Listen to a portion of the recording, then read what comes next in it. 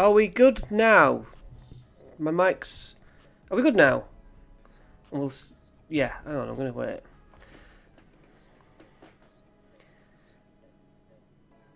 Can you hear me now? I know it's a bit of a delay with the comments. Yes! Right. Well, good. Well, let's pretend none of that ever happened. In fact, what I'm going to do is I can delete... Because after it goes live, I think I can edit it out after a bit. So... Welcome to the live stream. Hello. I wonder if there's anyone here in the comments. Oh yeah, look. It's Mick Chaos. Hello. So, we're on. Yes, today, as of the last 3 Sundays, we are going to look at Ballad of the Rat King from the Stranger Things set. Good evening to you, sir. Are you in England, Mick? By any chance, then? Yeah, so we're going to look through this little adventure, and they are small, but I'm just getting a lot of pleasure out of these. Oh, Leicester. Yeah. Not too far from Yorkshire, where I am, I suppose. Mind you, England's not that big, is it? So yeah, I'm enjoying doing this breakdown. It's better than the Borderlands set. I've probably said that before. But yeah, how's it going? I got a comment today from a kid who was 12 years old saying he just bought the Heroes of the Borderlands set. And he found it confusing. And I said, what do you find confusing? And he said, all the little bits and the tokens. And how do you set it all up? I mean, yeah, this is it's a new problem, isn't it? Because the Borderlands and the Stranger Things stuff comes with a load of cards and stuff that you ordinarily don't get to do. So I said, look, I'll make you a video. So I intend to... I suppose if there's one person asks a question, you kind of know that more people will have that issue. So yeah, and because he's, a young kid, absolutely I'll be there for the little boy to help him out. Other than that, I filmed Icewind Dale today. Last night. I edited it today. The 4 hours, which actually wasn't 4 hours. Let's dig deep, because I'm waffling. So this adventure, it always says here, is designed to fill 1 or 2 sessions of play. And I put it to you that it would be very difficult to get 2 sessions out of this. Yeah, it makes kind of a board game, doesn't it? Yes, correct. So, Mick's here in the comments, and most of my views come from outside afterwards, the replay. So, hello if you're in the replay. You replay guys never comment on the live, but it absolutely is something I would see if you did. So, how are you doing? Ask me a question for next week's podcast live stream. It's a live stream. Is that what I'm doing? Yeah. My voice is slightly better. I don't know if it even comes across to your side. But I went to the doctor's and I'm currently on something for the throat, the allergies. Anyway, cheer up, Chris. Key plot point. That's not what it says. Key plot points. No, there's no editing. This nautical-themed tavern... Right, that's what it is. We're down on the docks of a little place. Oak something. Oh, is it? Yeah, Oakshire Guard. Yeah, Oakshire. Right. So we can kind of skip over that, actually. Plot point 1. A guard named Phileas hires the characters to investigate a string of murders down on the docks. So there's a culprit, and it's a bit obvious, so we might have to work at that. An ex-adventurer, which is quite a big deal, who commands a growing horde of sewer-dwelling rats with his magic pan flute. And anyone from the UK certainly will think, well, isn't that just the Pied Piper of Hamelin, controlling loads of rats? Yep. Yeah, well, you're right. And it is basically that. right, we're done. We all know what we're doing. Move on. But no, they ever got it. Plot point 2. They get deputised by Phileas as temporary members of the Oakshire Guard, and therefore they can go door knocking, looking for clues. It's an investigation to find out who killed the murdered people. After reporting their findings to Phileas, the characters set a trap for Corex. Loosely. They confront Corex when he emerges from the sewers on the night of the investigation. That literally is it, and that's kind of my problem with it. He comes out of the sewers and they nab him. I've not heard of that villain. But yeah, does what it says on the tin, I suppose. Yeah, evidently you know so you must have read comics. I never did. I missed comics. I was Star Wars figure kid.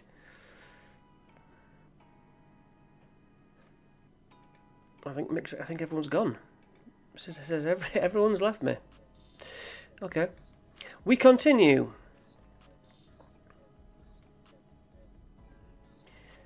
Right. Read the adventure background. Familiarise yourself with the Oakshire Docks map. Oh, it jumped me straight to it. Okay. Let's not do that. So, these are what we got. Some commoners. There's commoners in every house. There's a commoner who is secretly a cultist. We've got some demo bats. One of the tiny, because it's like Demogorgon, one of the tiny links to Stranger Things, the tenuous link. Giant corrupted rats.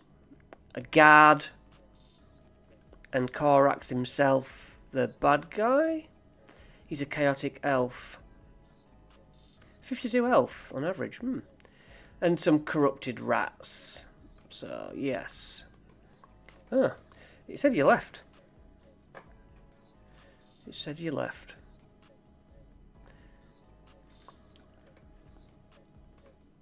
Right. Familiarise yourself with, well, we just cluck a billowing, right? So that makes it all go like you're in a wind that's not there. Awesome. I like little things like that, actually, that don't have necessarily a mechanical, advantage. They're just kind of funny. Holly's handy haversack. Who's Holly? So this is a Heward's, in our real D&D. Heward's handy haversack, nicknamed Holly. Holly must be a Stranger Things character or something, right? Anyway, it has different pockets than a bag of holding, but effectively it's the same kind of thing. Pipes of pestilence is what the piper uses, a magic item, and summons corrupted rats, and they're friendly to you, obeys your commands. Potion of healing does what it says. Potion of resistance to acid lasts for an hour. Speaking stones, or sending stones, a mobile phone. Is it one way? You can send, the creature has the message, and you can immediately answer. It does go both ways. Okay, a little Eddie's note. This adventure is a cautionary tale for players who like to steal from their party members. Let this adventure serve as a warning. You can play whatever kind of character you want, but you must play nicely with others at the table. That is a problem that I have had with players fighting. I had to cancel PvP. I had to say, no more. Oh, when you screen refresh, yeah. Anyway, that's alright. You're one of the good guys I see in the comments, so I appreciate all your time. Yeah. So this guy, Corex, represents an old adventurer who used to steal off the other adventurers and also the people they were helping. And that's, it's a good little angle to go at, actually. But it also does echo in real life. It says you can simplify the DM's role by having the other players handle tasks. Like, whenever the characters encounter hostile monsters, the 1 or 2 players can run those monsters. It's a bit of a giveaway, giving them all the stats. I don't like that. I like control. So here is a picture, well drawn, but murky, of a rat on a dock. And yeah, there's these sorts of buildings.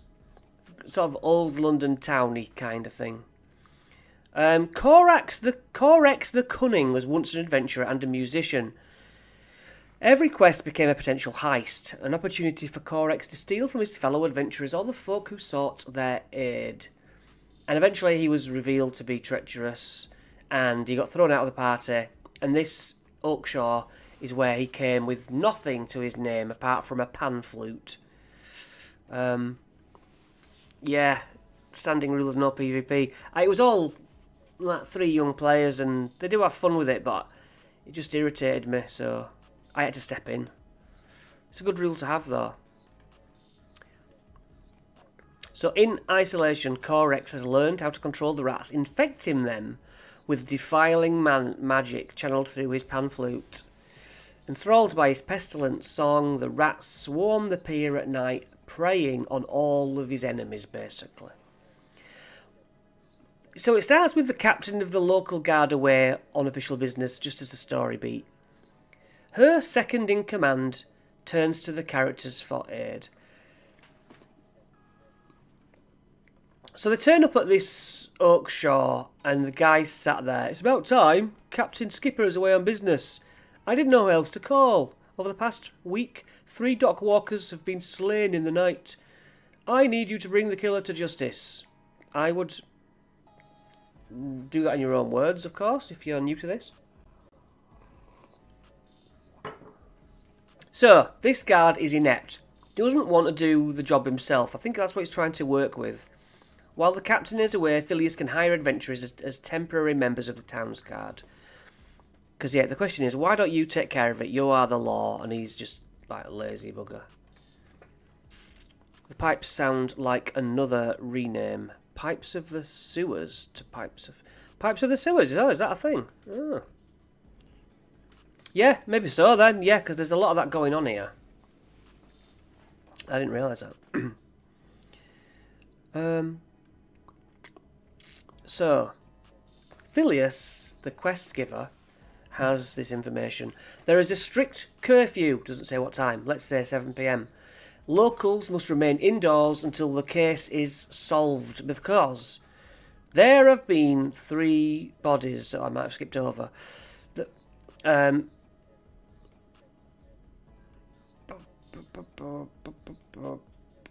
Yeah, these dock workers have been killed at night. There's been 3 bodies so far. The victims were discovered at the end of their shifts, and all their bodies were riddled with tiny little holes. So the players don't know it's rats. Phileas had the bodies burned as a precautionary measure, so the players cannot investigate the corpses. All they know is tiny little holes, which could be little arrows, or could be fair, you know. I suppose we try and trick the players into thinking it's something it isn't. Trade stoppage. Phileas closed the docks. It's all sealed off. But Oakshaw can't afford the closure for long. He will pay £200 to gather evidence related to the crimes, plus an additional £100 if they catch or apprehend or eliminate whoever's responsible. So he gives them a handout, which is a writ of authority. Coming up pretty soon. So yeah. It's nice. It's a nice little piece of paper to give them, which I enjoy. Give them a little badge, whatever you want to do. He also gives them 2 speaking stones, so that they can ring him, but probably it's more like at the end of the mission. They can say, we're done. Here's what we got. The characters are free to investigate however they see fit. And here are his suggestions. The characters have permission to enter any of the docks areas, although they might have to present the writ of authority to convince an occupant to let them in.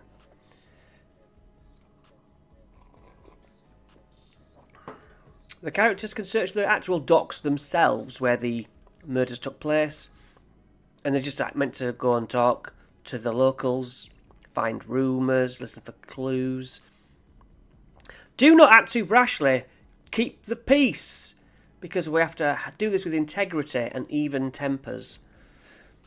It says, at your discretion, Phileas might remain nearby to offer additional, basically DM information. What does Eddie say? Running a mystery can be hard work. No matter where the characters go, they should always find at least one clue. It's a very small place, I wouldn't worry about that.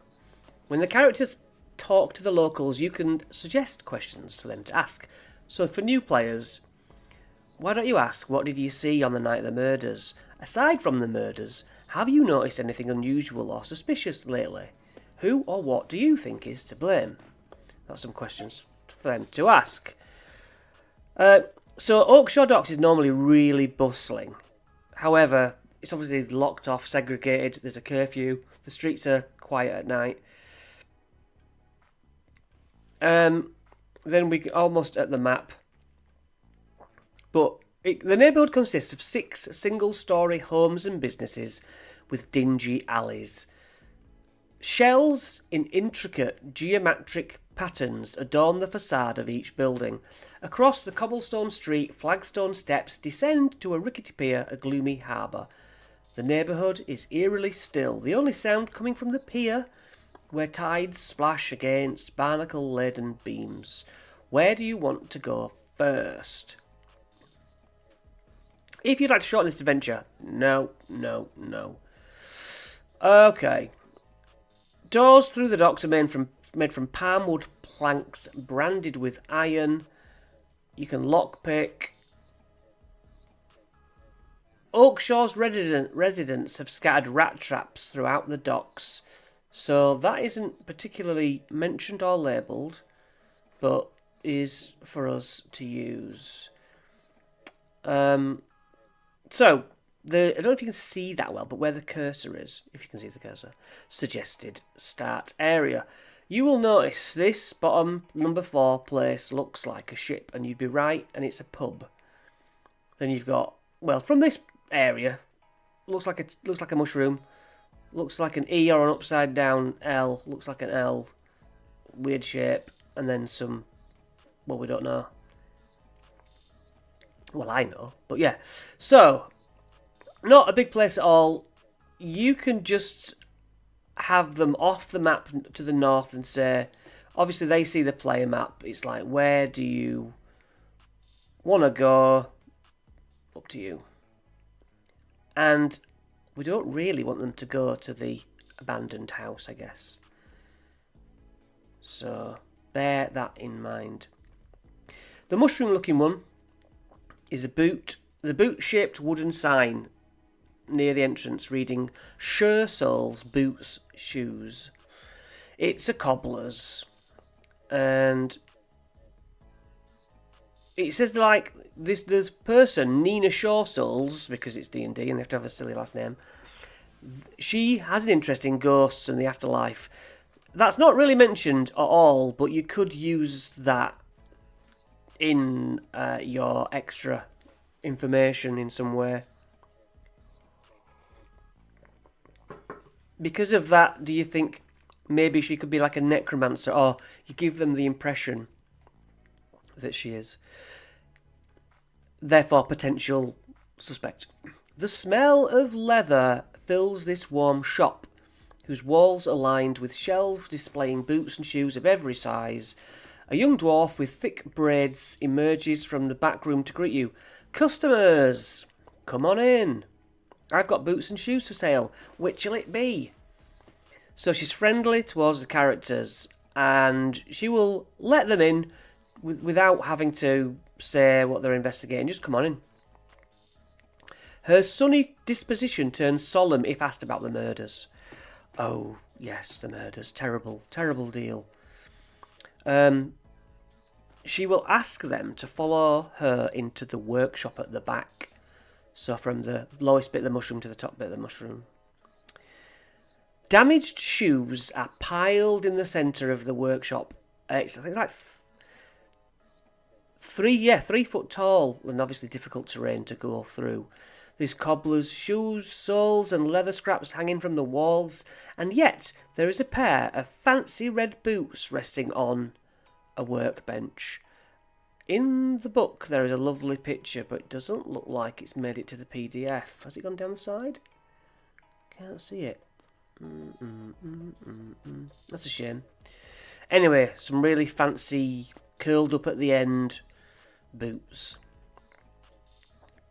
That's the wrong one. Boop. Boop. Questioning Nina. She speaks in hushed tones, but she answers all questions honestly and knowingly. She knows following information. Whoa! Showsels, shoe sales by the seashore. Love it. Well done. So yeah, there's a pile of shoes in the cobblers, obviously, but there's suspiciously a lot of people needing their shoes done because we know there's a rat infestation. So these fancy boots, they're eye-catching, they're red, and they were commissioned by an adventurer named Corex as part of a stage outfit, should they ask. When Corex couldn't pay for the boots because he stopped being an adventurer, he got thrown out of it, the cobbler kept them because he couldn't pay. And Nina hasn't seen him since. Haunted shoes. She believes, because she's a ghost believer, she believes the shoes in her workshop are haunted by the murderer's victims. On the night of each incident, the 3 deaths, Nina saw the shoes move on their own, cryptically adding that damaged souls move damaged souls. That is nearly as good as Mick's tongue twister. So rats are a regular sight at the docks, but they've been acting strange lately. Customers have complained about rats gnawing at their shoes, which is why Nina has a heap awaiting repair. So if the characters deal with these rats, Nina gives the characters the boots she made for Corex. They're worth 20 gold pieces because there are, in the pile of shoes, a bunch of rats. Rat swarm, 12. Resistant to bludgeoning, piercing and slashing because they're not just one thing, there's multiple. So half damage, which I always really enjoy. Can't be stunned because, again, it's a swarm. Swarms can be nasty, can be underrated. Death burst. The rat explodes when it dies. The rat. Well, it's a swarm of rats. DC 10. Each creature in a 10-foot emanation takes... they get 2d4 acid damage. Doesn't make sense, does it really? As you're picking up... Unless every time damage is done to this swarm, then you do this. Rather than just at the end when they're all dead. Every time that... Yeah, I like it, actually. Could be quite a lot of extra damage. I didn't spot that. And the swarm can occupy your space. They bite at you. It's about 6 damage. Or less if half health. Next door to the cobblers, we have a carpenter's. I do love swarms, often catch PCs surprised by how nasty they can be. Yes, sturges, even insects. They're just good, aren't they? It's like, I just like going half damage, and they're like, what? That's annoying. So, the door to this next home is ajar because it's got a little grandmothery gnome peering out suspiciously. This is Bibble's carpentry. And she's like, it's not safe out there, haven't you heard? She's a busybody. There's a curfew in place. No one's allowed outside. So this is Bibble's sunspot. She's indifferent, but cautiously addresses them from behind the door. She'll quickly shut and lock the door if the characters try to enter her home without permission. They can pull out the writ, in which she will bow down. She, respects the authority of the law. So her attitude can change. So the windows in this home are covered with green curtains that block out natural light. There's flickering candles inside, wooden furniture, obviously furniture of all her own make because she's a carpenter. From a back door to the back area, there's muffled screeches now and again. Will they mention it? So Bibble crafted all the furniture here. Rats have been chewing on the furniture at night, damaging priceless heirlooms and just the pieces for sale. The screeching comes from the workshop at the back, where she recently trapped a big rat. So you question Bibble. She becomes nervous and lies. I didn't see anything when the murders happened. I didn't hear anything. Insight check. You can see she's sweating. She's like shifting her weight from foot to foot. Something's amiss. You can persuade her and see through her lie, and she will reveal, okay, on the night of the murders, I heard eerie music coming from the docks. I think it was a flute. Then, do I know of any musicians? Well, the only musician I remember in Oakshaw was a washed-up adventurer who wore out his welcome long ago. I'm imagining like a homeless guy, you know, a squatter. He used to perform at the local tavern, used to in his heyday, because he was a bard. That leads them over to the ship, of course. Why did she lie? The only musician, Bibble has seen some big rats in Oakshaw, and they sometimes find their way into her home. Last night she trapped a real whopper.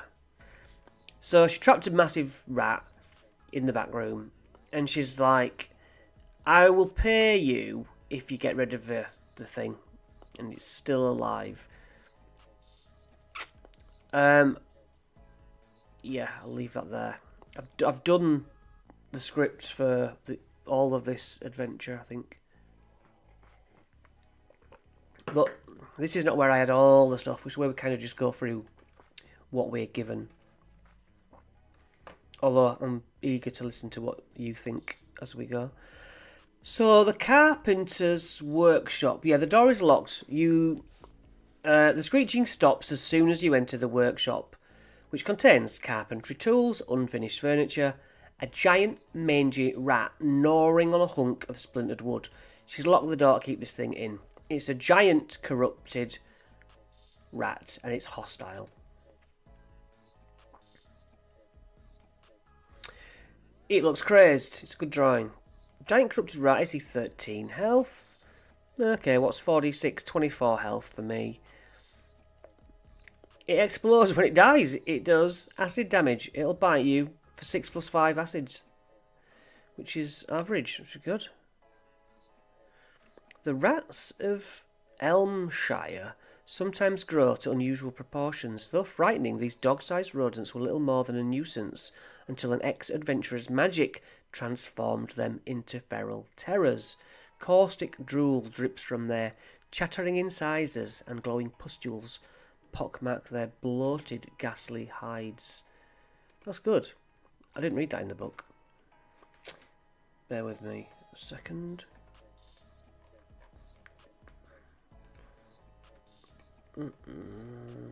Where is it?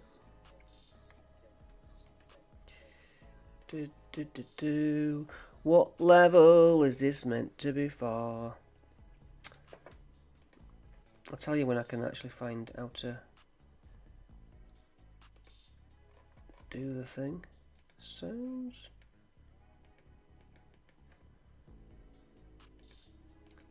No, sorry, in the background I'm trying to change the music, but it's not bringing up. There we go. No. Sorry, distracted. What level is it? That's what he says. We're about to go into the tailors. It's a level for 3rd level characters. Literally the first book, The Vanishing Gnome, is for 1. Scream of the Crop is for 2. This is for 3. And then the 4th one, which we'll look at next week, is also for 3. Yeah.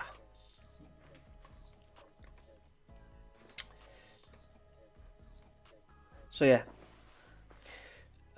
you might have to massage the damage and the health here and there, but I'm sure you can do that. Oh, look! It says fancy boots. Why are the fancy boots in the tailors? So now this is not interesting, but this should be above in Bibble's shop. Was it? No, she's a carpenter. This should be in shop 1. And yet it's in the... Anyway. I see why they've done it, because this is actually the tailor, but these are not meant to be in here, are they? No, these aren't meant to be in here. An elegant sign hangs above the door of this humble shop. Wait. Cool, got the box set, but haven't had opportunity to dig through it yet. Alright, yeah, it's good, it's good, it's good. I like it. So this is Sunderson's Cloaks, and it says on a note, closed until the murders cease, unless you're buying cloaks. So, yeah, he will let you in. So, Wexley uses the Cultist of Demigorgon stat block. But first you put the commoner thing down.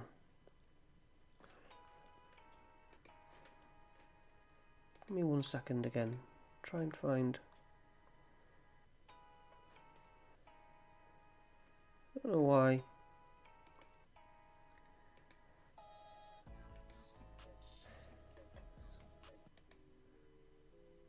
I'll do. Right, let's try this. Yeah, you're not interested. So, this shop is run by an arrogant elf named Wexley Sunderson, when he isn't secretly worshipping Demigorgon, the Prince of Demons. Another nod to Stranger Things, because they use the Demigorgon. Wexley designs cloaks. Seemingly just cloaks, but, you know, you can have it be other things. Its sparsely appointed tailor shop contains bookcase of relevance. Textile crates, cloaks on display. He stands there, brandishing a large pair of shears, because he's cutting fabric. I assume that you can read, so you're either here to kill me or buy a cloak. Which is it? So yeah, he uses the stranger thing, well, seemingly, when he's not out as a cultist, he would just be a commoner garden commoner.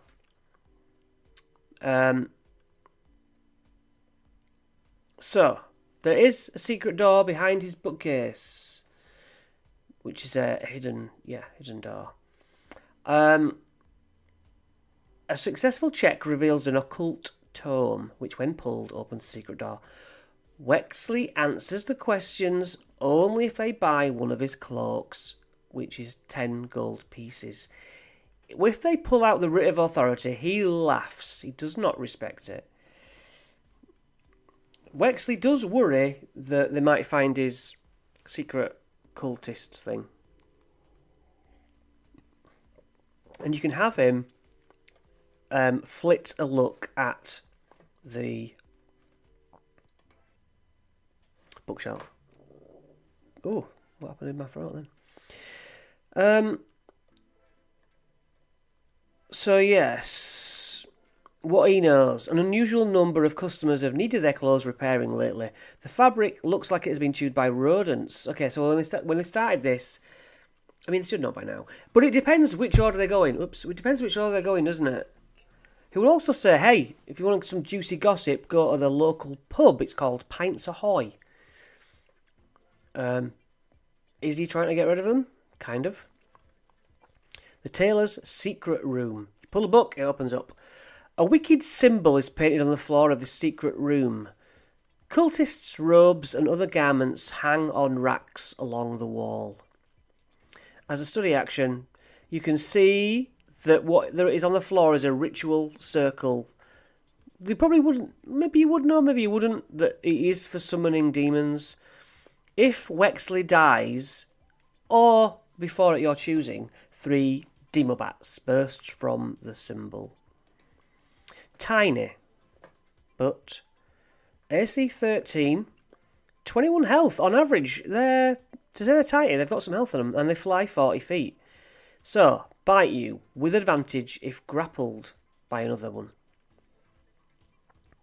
10 piercing average, and then tentacles from their tail end. Grapples, yeah. So that's good. Use them as a squad. Slimy winged pests. because of demonic rituals. That's cool.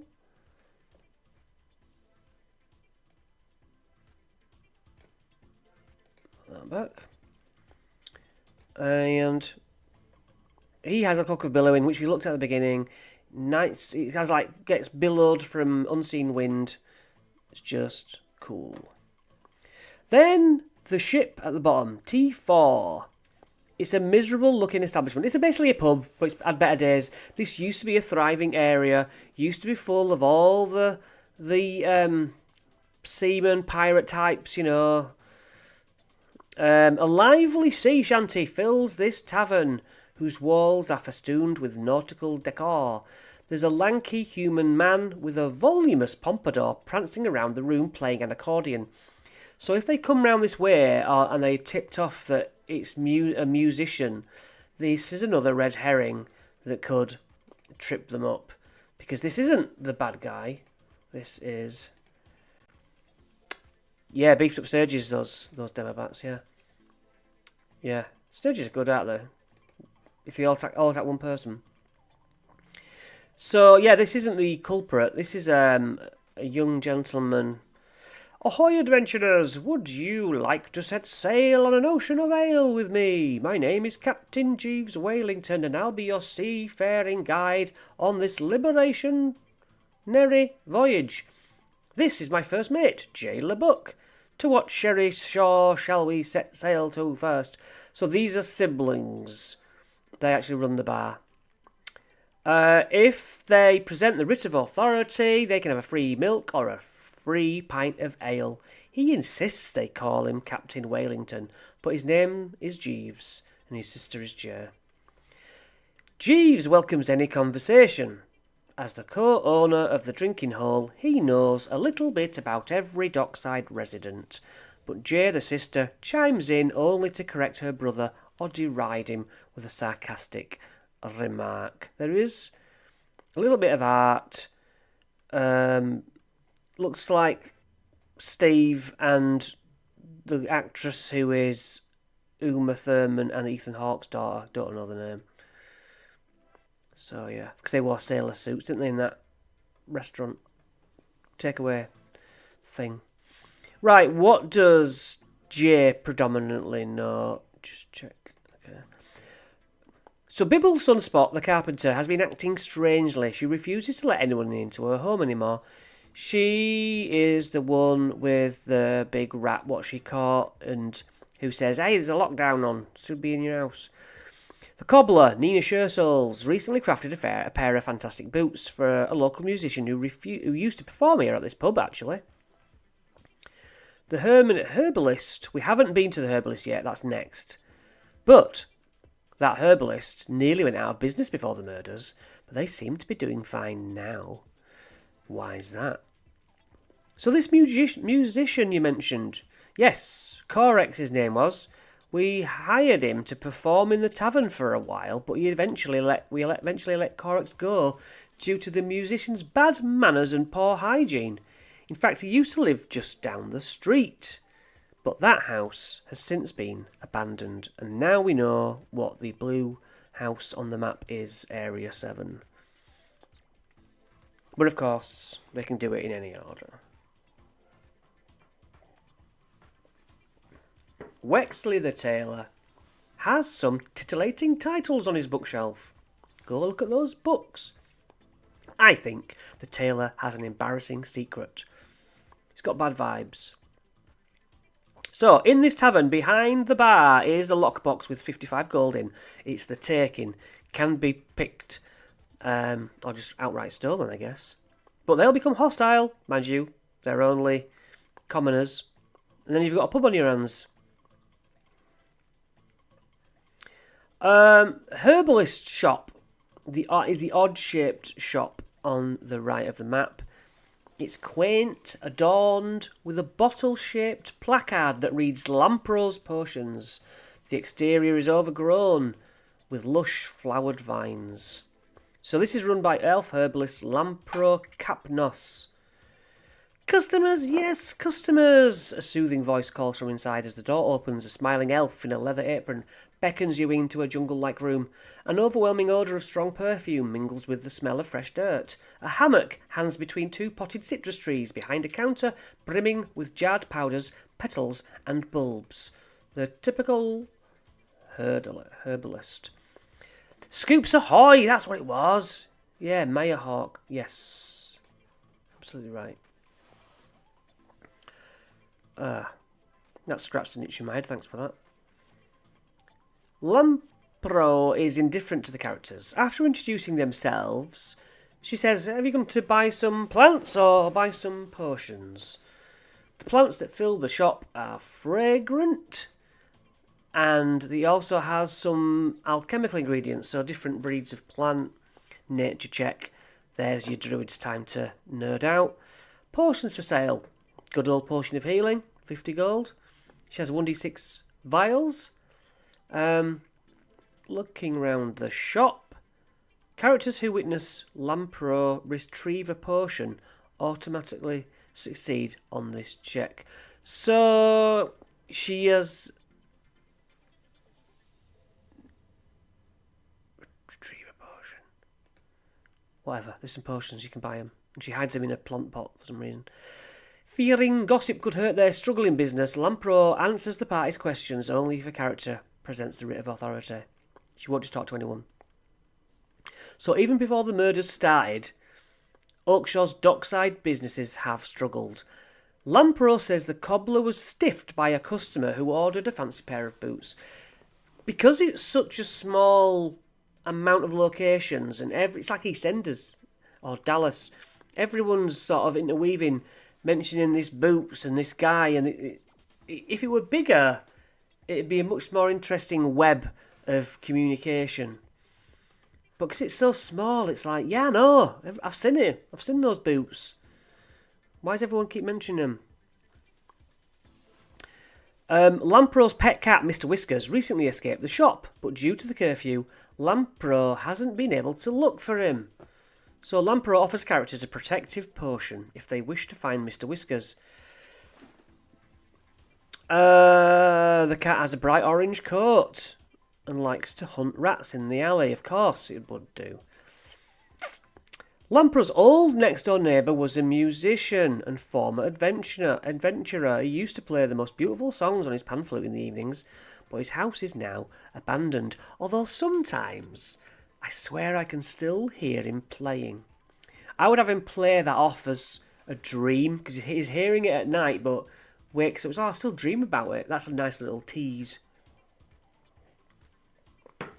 that players might have a chance of going, oh, I worked that out. He was hearing it while asleep, and it wasn't a dream. Make your players feel clever. After learning Mr. Whisker's grisly fate... Oh, no. The characters can report the bad news to Lampro. Alternatively, a character who fabricates a more pleasant outcome for Mr. Whiskers and succeeds on a deception check convinces him that it's true. Anyway, you get a potion of resistance to acid for an hour. Yes. Let's go down the alley. Which is the alley? It is number 6. Oh, yes. Obviously, you can put it anywhere on the map. Because I'd have them split up looking for this cat, and you can then drop in other encounters in the street just to flesh it out a bit. Oh, and one of my lights has just died. Wow. Dark.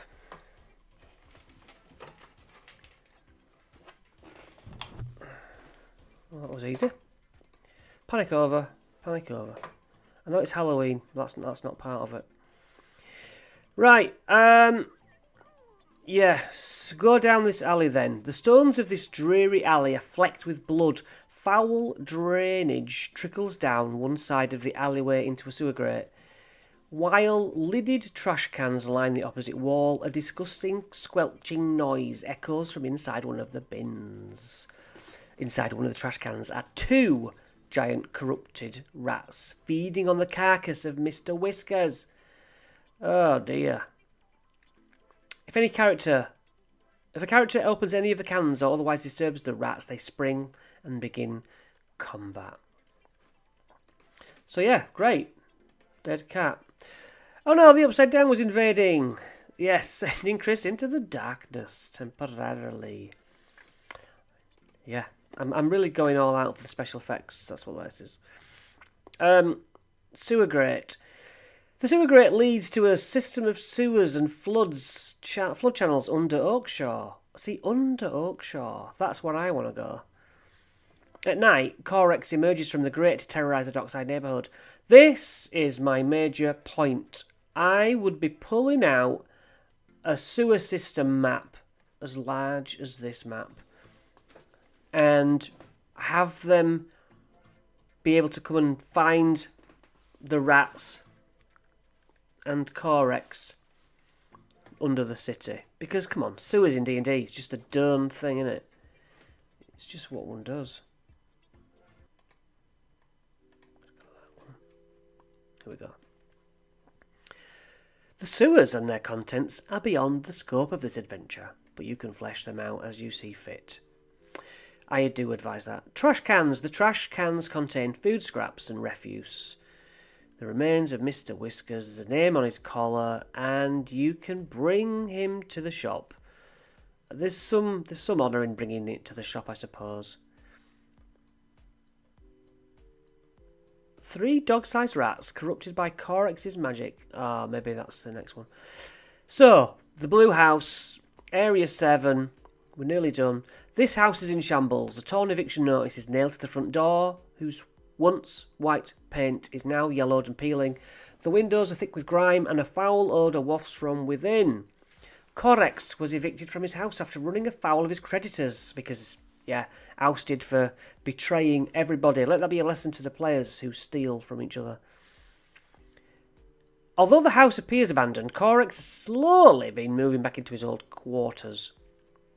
The front door is locked. Dirty windows so you can't see in. So you break in. Rat droppings and clumps of mangy fur litter the floor of this sparsely furnished living area which reeks of sewage. A soiled mattress, Jesus, lies near an old couch and a battered lute hangs on the wall.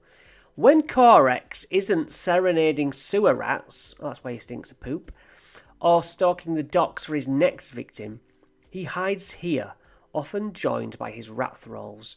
The lute on the wall smells like a toilet and always sounds out of tune.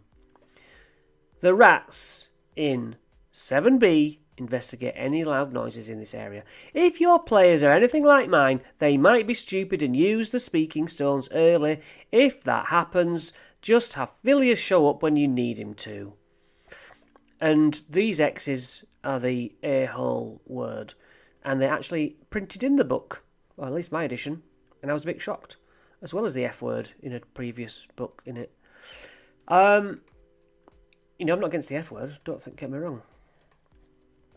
Really liking the black and white artwork. Do you? That's interesting, because I do like it when I can actually see it.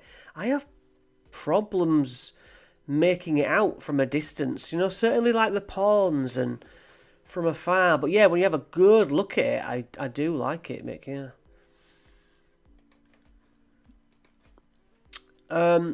So we got 3 corrupted giant, repetition. I know it's on a theme, but it'd be nice to tweak the rats a bit to make it a bit more interesting. So Corex stores his spoils in the chest. It's a 75 gold pieces. Oh, no, 75 gold. A gold bracelet worth 30, a silk handkerchief embroidered with posh handkerchief, and it's and also a handy haversack, which is a bag of holding but fancy. That is nice. Finally, Area 8 is the pier. Waves crash against the pillars of this blood-stained pier. A loading crane, okay, I'll take your word for it, looms over a single rowboat bobbing on the water. A single rowboat is moored on the docks. Inside are a metal pail, a fishing rod, burlap satchel that contains mouldy cheese and stale bread. The crane is affixed with a weighted net. You can use it. Can we? Yes, so we can use the crane to catch our guy, I see. To escape the net, DC 10 strength athletics. Freeing the restrained creature. Yep, alright. So, the investigation ends when the characters feel they've collected enough information to report back to the guy who gave you the job with your sending stone. If the characters correctly... How would they get it wrong? We really have to work on... Wexley's got a secret. Why doesn't old granny lady let him in? The accordion player plays music. We know someone's done it. You know, that really have to dial up to 1,000 that it's not Corex. So slip in load of extra clues. Yes, go full Scooby Gang. So if it was Scooby-Doo, it'd be like... do you know what it'd be? It'd be that missing the lead guard who's away and being filled in for by Phileas. I thought that when I read it. I was like, if only we saw that person, then we would properly do that. If the characters correctly deduce that Corex is behind the murders, mind you, there might be kids. Let's, be fair. There might be kids. Phileas agrees that the evidence supports their conclusion. If the characters don't arrive at this discovery themselves, Phileas... I'm 55 and I don't know who it is. Phileas can help them make the connection. Regardless, Phileas also recounts that Corex is a former adventurer who was ousted for his thievery. Rat trap. Corex will try to strike again. To catch the piper in the act, I say you set up a trap. So, they can confront him either at the alley, where he comes up from a grate. The characters could hide among trash cans. If the characters explored his house, they could just wait for him to turn up. Climb through an open window. Pier. All the murders happened at the pier, so the characters could try and catch him in the act. And obviously, have them catch him where they set up the trap, otherwise they might get a bit annoyed. Once the characters agree on a plan and make preparations, allow them to take a short rest, get them health points back. That evening, Corex emerges from a sewer grate in the alley, or wherever you want them to, followed by two swarms of corrupted rats. Corex and the swarms are hostile towards all non-rat creatures. Interesting if you're playing a rat folk type guy. That circumvents that. Corex and the swarms roam the pier before returning to the go there. They do the rounds, so you can catch them in all their places. A wide-eyed elf wearing a tattered cloak dances down the street, playing a haunting melody on a flute.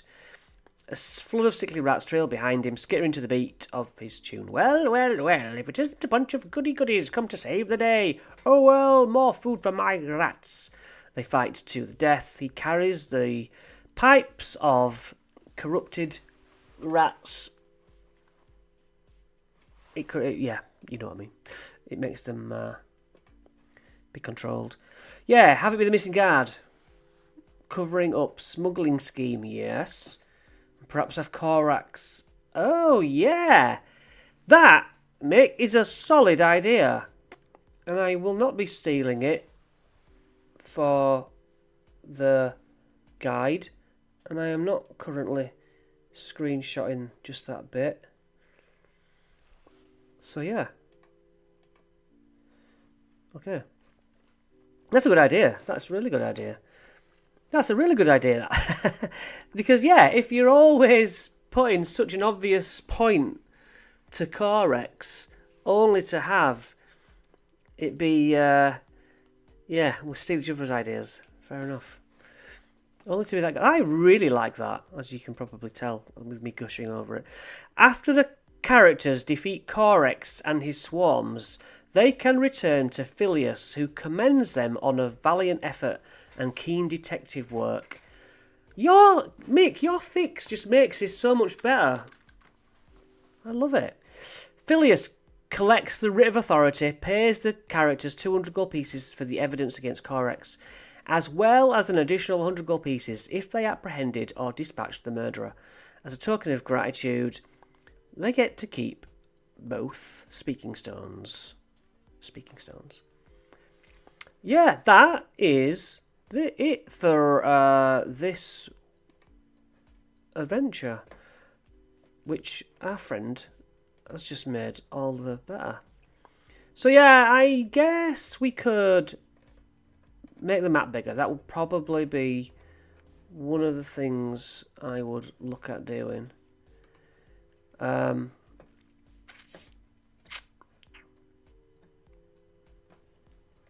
Yeah, if you know, obviously there's different levels of skill, but it's really a good seed. It's a good seed in an adventure. I'll say that.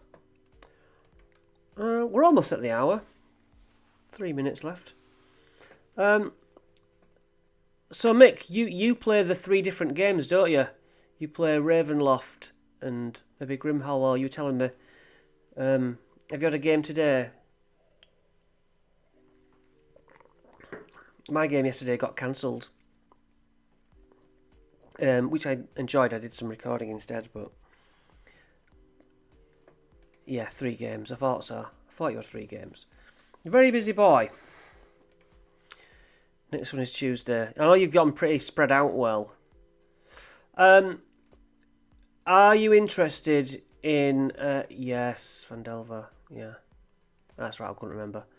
Are you interested in buying the Forgotten Realms books? I can't remember if you've commented on that on the videos. Because I'm gonna. That's what I meant to look at. I meant to get those. I meant to get those extra DLCs for Forgotten Realms. You know, the Asterion. I don't think they're out yet. Wednesday, Drakenheim is cancelled for a card game event. You didn't say Magic the Gathering, so I'm presuming it's something else.